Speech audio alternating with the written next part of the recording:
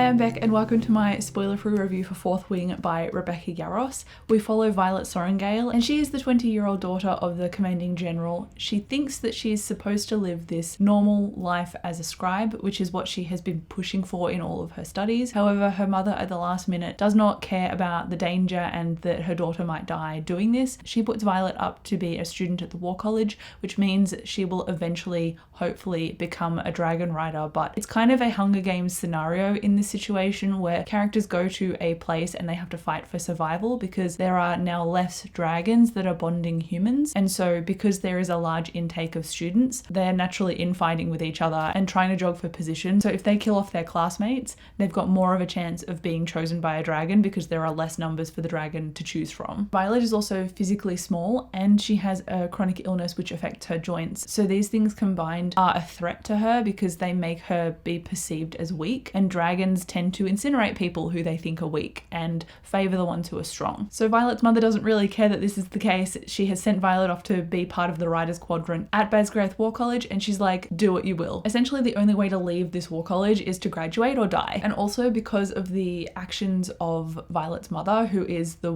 war general, she has obviously made a lot of enemies, and there is a lot of world building history. There are rebels that have been brought back into the fold to attend this war college as well and kind of make up for past crimes. So because there are all of these rebels that were betrayed by the Sorrengail name, now they naturally are gunning for Violet as a means for revenge, whereas Violet was not directly involved in any of this, and it was her mother's actions that kind of put a target on Violet's back. Also, the people of Nevers, which is where this war college is located, the people of Nevers are at war with external threats, but there are wards around the citadel, so obviously these threats can't easily get in, but they are a constant threat to anybody who leaves the wards, and that's why there's this ongoing war that's happening. The people of Basgraith and from the War College are trying to fight for, I guess, freedom. It wasn't super explained, and given that this is a book series, I imagine more of the nuances like that are going to be further explored as the world building progresses across the rest of the series. But from what I can gather, they're just basically trying to survive. Upon entering the War College too, Violet encounters her childhood best friend Dane, and Dane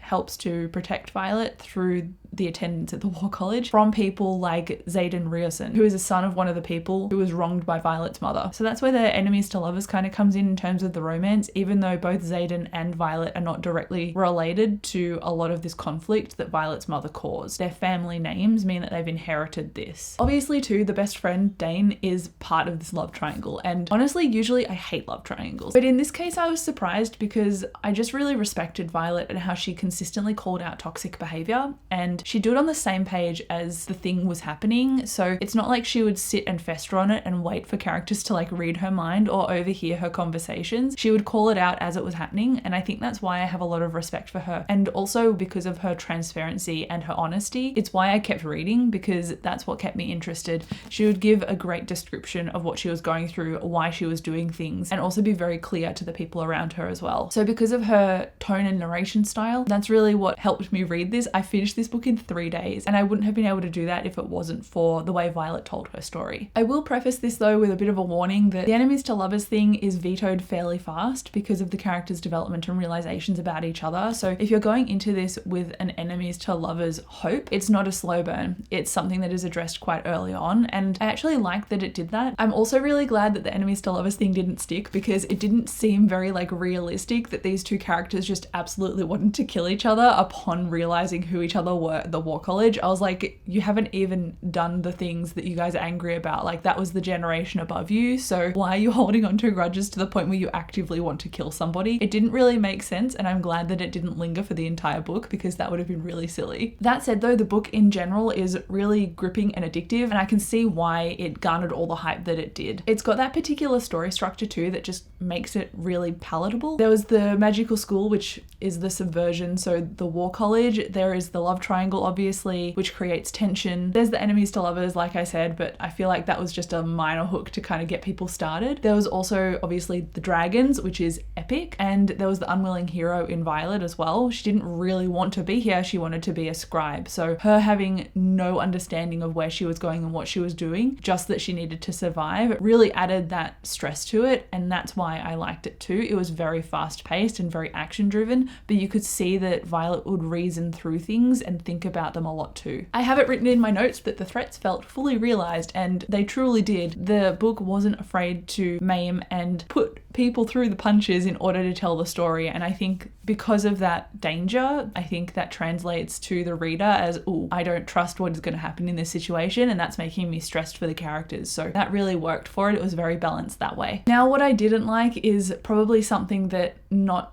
a lot of readers will experience if you don't read a lot of fantasy, but for me this structure is done a lot and I've read it many times before. So when it came to all of the plot twists in here, I pretty much saw all of them coming. Even the foreshadowing that was buried all throughout the book, I was like, oh yeah, that'll happen, and that'll happen. Unfortunately, it didn't really surprise me necessarily, but I liked the way it told the story with its characters. I felt that the characters were quite refreshing and I really enjoyed reading about all of the interplay between them, and that's what kept me reading rather than the plot twist necessarily. Because part of me was like, surely this is what's going to happen, but I'm going to keep reading anyway because I like these characters and the plot will reveal itself as it goes on. Also, some of the world building too, with the war, the griffins, the dragons, the rebels, some of that wasn't really explained very well, and I kind of understand it as a general concept, but to describe it in a video or just to somebody wanting to listen, I can't do that. And I think that's because the world building, it just wasn't as fully fleshed out as it needed to be. I just wish it was a little bit more clear, because I think certain beats of the story would have benefited from more description of the history. It seemed a little bit fleeting when it was sprinkled into the book. That's kind of one of my criticisms. Overall, I'm actually surprised that I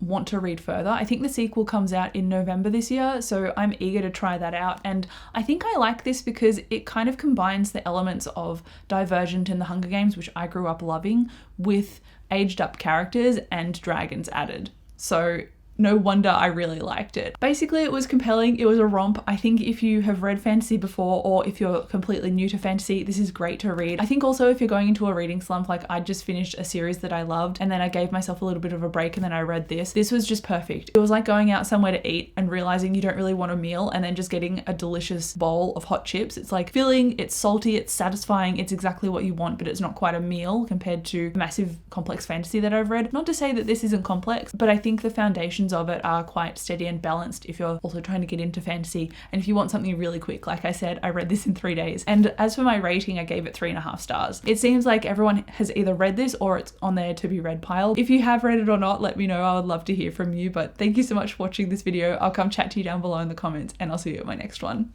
Bye.